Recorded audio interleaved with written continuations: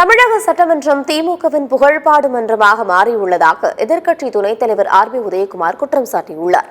சென்னை அடுத்த தாம்பரத்தில் அதிமுக சார்பில் திமுக அரசின் அவலங்கள் மற்றும் சீர்கேடுகளை துண்டு பிரசுரங்கள் மூலம் மக்களுக்கு தெரியப்படுத்தும் திண்ணை பிரச்சார நிகழ்ச்சி நடைபெற்றது. இதில் கலந்து கொண்ட பின்னர் செய்தியாளர்களுக்கு பேட்டியளித்த ஆர். பி. உதயகுமார் தமிழக சட்டமன்றத்தில் ஜனநாயக படுகொலை செய்யப்பட்டுள்ளதாக தெரிவித்தார்.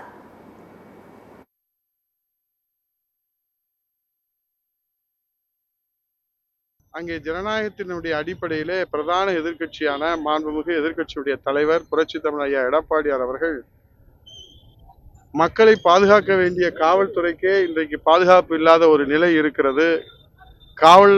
காவல்துறையிலே பணியாற்றுகிற காவலர்களுக்கே இன்றைக்கு படுகொலை செய்யப்படுகிற ஒரு அவல நிலை நிலவுகிறது. இன்றைக்கு தமிழ்நாட்டினுடைய சட்டமன்றம் செத்து போய்விட்டது.